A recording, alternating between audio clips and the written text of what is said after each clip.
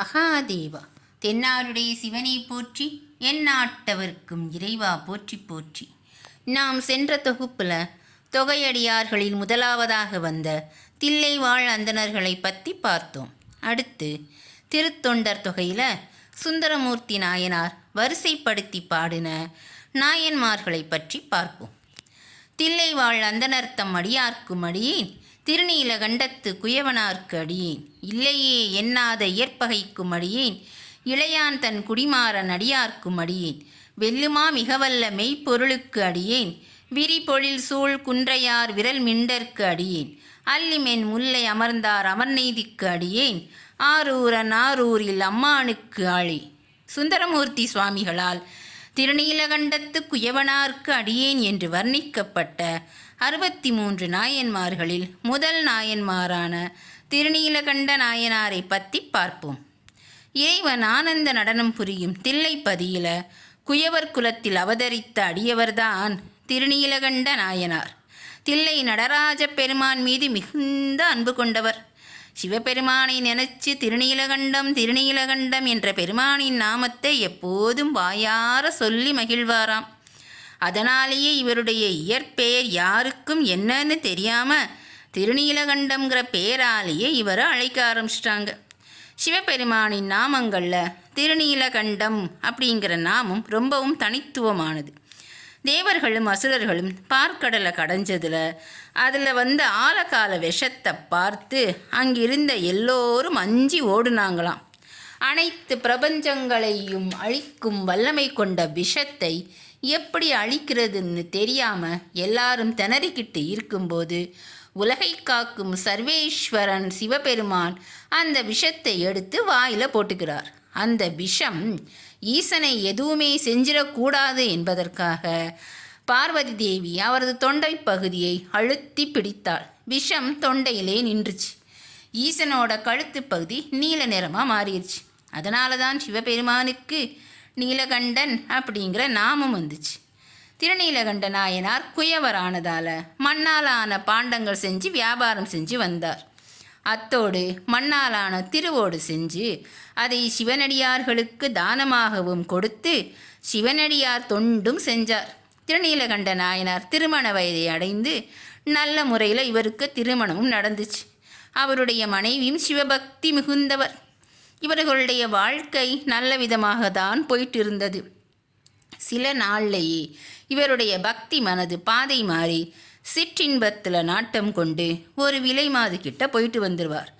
இந்த விஷயம் இவருடைய மனைவிக்கு தெரிய வர கோபம் வந்து கணவன்கிட்ட கேட்குறாரு. எந்த பொண்ணு தான் தன் கணவன் இன்னொரு பொண்ணை விரும்புகிறத ஒத்துக்குவாங்க?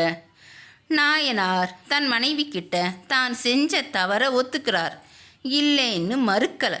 மனைவி கிட்ட மன்னிப்பும் கேட்குறார், என்னை மன்னிச்சிரு அப்படின்னு. ஆனால் அதுக்கு அவர் மனைவி எந்த பதிலும் சொல்லலை.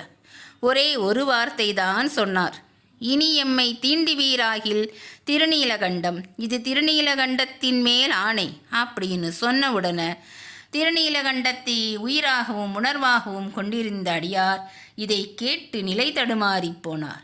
என்னை தீண்டாதே அப்படின்னு சொல்லலை, எம்மை தீண்டுவீராகில் அப்படின்னு பன்மையில் சொன்னார் அவர் மனைவி.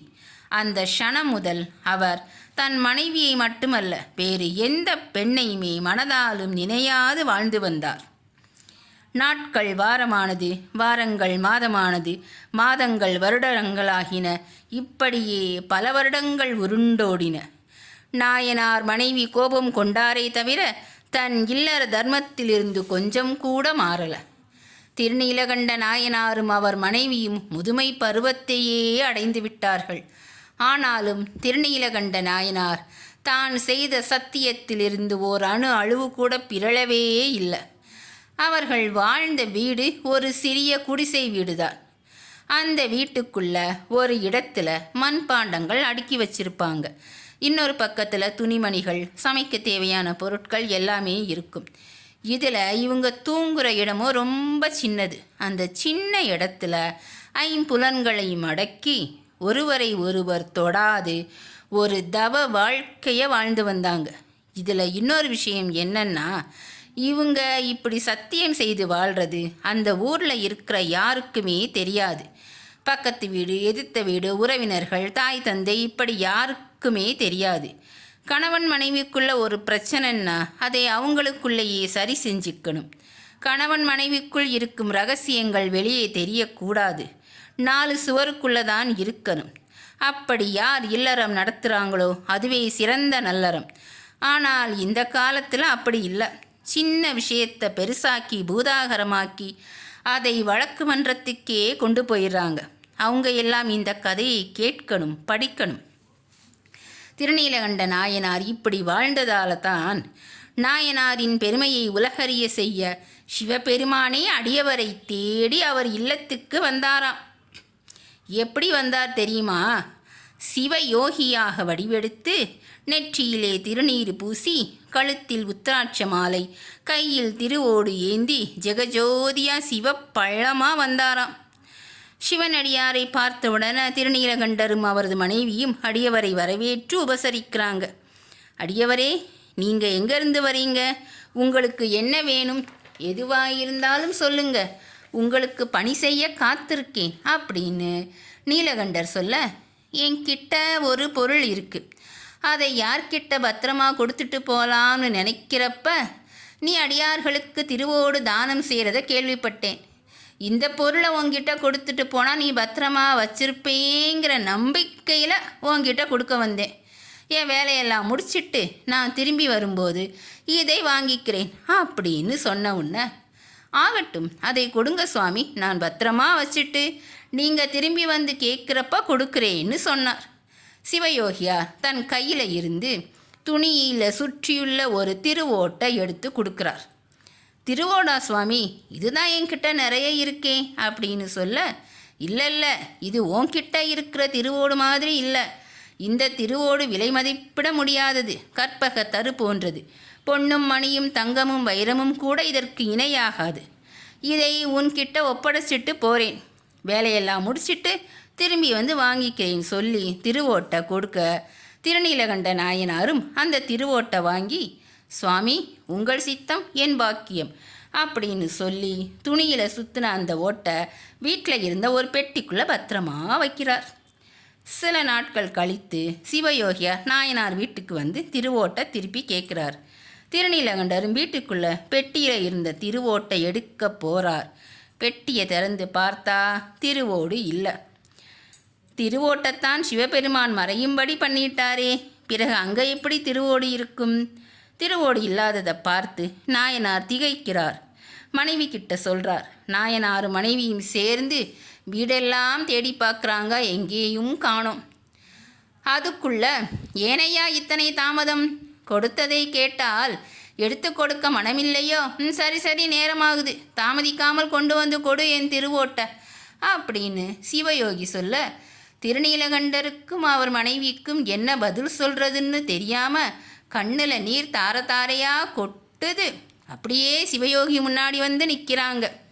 கையில் ஒரு திருவோடு இல்லாமல் வெறும் கையோடு வந்த 2 பேரையும் பார்த்து, பக்தனை சோதிக்க வந்த பரமசிவன் நெற்றிக்கண்ணை திறக்காதது ஒன்று தான் குறை. அந்த அளவுக்கு கோபம் முகத்தில் தாண்டவமாடுது. அந்த கோபத்தை பார்த்து பயந்த நாயனார், ஐயனே, கோபமடைய வேண்டாம், திருவோடு மறைந்த மாயம் எப்படின்னே எனக்கு தெரியலை, என்னை மன்னிச்சிருங்க. நீங்கள் தந்த திருவோட்டுக்கு பதிலாக என்கிட்ட நிறைய திருவோடு இருக்குது, எவ்வளவு வேண்டுமானாலும் தருகிறேன், ஏற்றுக்கொள்ளுங்கள் அப்படின்னு சொல்ல, என்ன வேற ஓடு தர்றியா? நன்று நீலகண்டா, நன்று.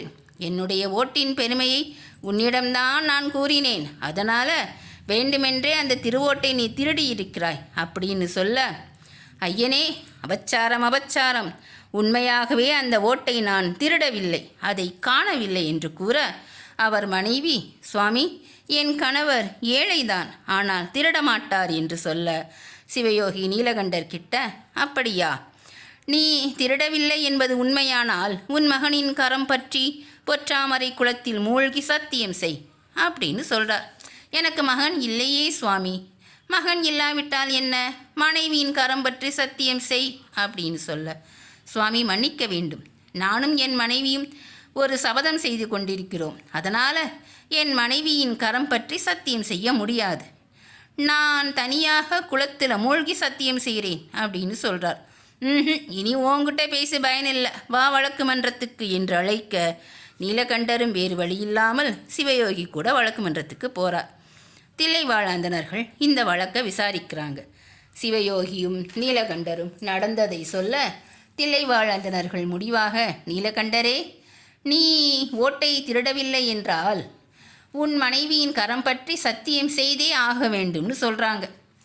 இவர்களை சுற்றியிருந்த ஊர்க்காரர்களும் அதை ஆமோதிக்க நீலகண்டர், இல்லை, நான் கையை பிடிச்சி சத்தியம் செய்ய மாட்டேன்னு சொல்ல, அப்படின்னா நீ சொன்னது பொய் தானே? இல்லை இல்லை, நான் சொன்னது உண்மை. உண்மைன்னா அப்போ ஏன் சத்தியம் செய்ய இவ்வளவு தயக்கம்? கையை பிடிச்சி சத்தியம் செய், எதுக்கு யோசிக்கிற அப்படின்னு கேட்க நீலகண்டரும் அவர் மனைவியும் ஒருத்தர் முகத்தை ஒருத்தர் பார்க்க அப்பத்தான் அவங்க வாழ்க்கையில் நடந்த எல்லா விஷயத்தையும் சொல்கிறாங்க.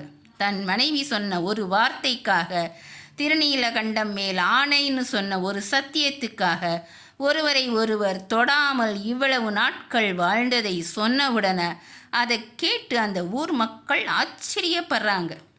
இப்படி ஒரு இல்லறமா? இது எப்படி சாத்தியம்? இத்தனை ஆண்டு காலம் இச்சத்தியத்தை எப்படி அவர்கள் கடைப்பிடித்தார்கள்? எப்படி வைராக்கியமாக வாழ்ந்தார்கள் அப்படின்னு.